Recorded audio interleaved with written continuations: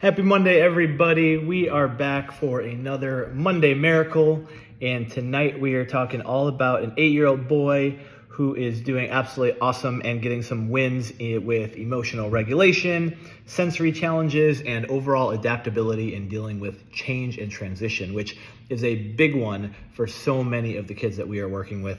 And so if you are not familiar with our Monday Miracles, I just get on here at the end of the night shift on Monday and talk about some wins from some kiddos or from some families in the office. And so for this guy, we have been working with him for a few months now, and we've gotten some awesome improvements, but recently he had some really big breakthroughs and actually had an absence of some negative things during times of transition and adaptability that really, when I'm talking to mom, it was like, we had, gotten some improvements, and then it was like, we had, in the last month or so, because we do these progress exams every month, we're always checking in, hadn't noticed as much improvement. And then when we started talking about it, it's like, oh, wait, there was a week where he was sick, right? There was a week where mom was sick.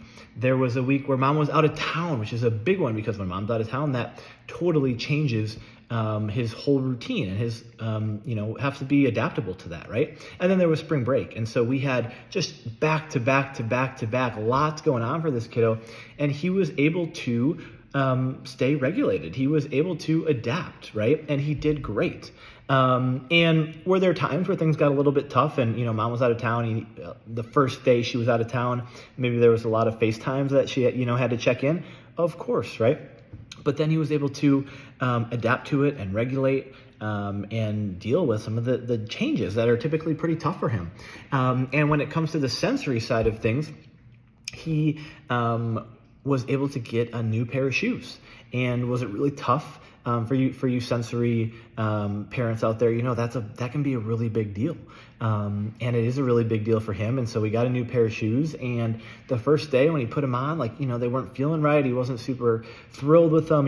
He wore them, but brought his old shoes to school just in case he couldn't quite get through the day with them, but he made it through the day. And then now the rest of the week, he's been doing really awesome with them. And, we were able to chat during our progress exam, and we were thinking, hey, maybe we try some different shirts, try some different pants, right? And those are just awesome improvements. And the cool thing is he's old enough to kind of have those conversations of being like, yeah, I think I might be open to that. Yeah, we could definitely try that out. And so, mom's super proud of him. I'm super proud of him. And I think he should be really proud of himself for being able to work through some of these things. And so sometimes, as we get later on in care, at the beginning, it's, oh my gosh, he's maybe not having as many conflicts with siblings, or not as many big emotions, or, more of that mood and emotional regulation. But then as we get later on into care and things have kind of leveled out a little bit, right? We don't necessarily always notice day to day, week to week, some of those big changes like we did at the beginning.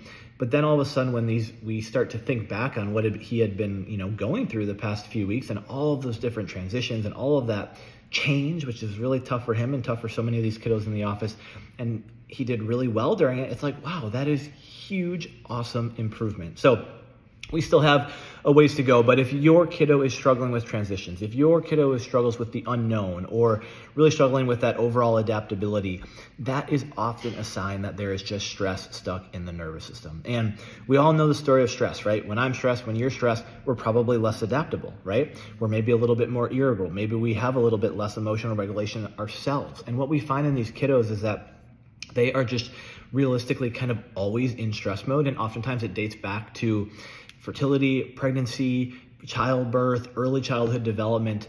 And we have some awesome scans where we are able to get into the nervous system.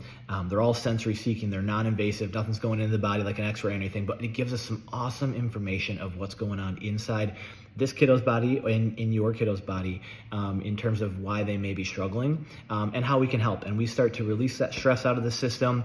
Things start to balance a little bit. They start to get more into that rest and regulating and calming side of the nervous system. And all of a sudden they just have an easier time adapting to those changes, working through those transitions. And does that mean that it's always perfect? No, absolutely not, right? That's still something that we are absolutely working towards, but it just makes it a little bit easier for them to deal with some of those changes, transitions, and overall adaptability and resilience. So if that sounds like something your kiddo could use a little bit of support with, send us a message. We'd love to help.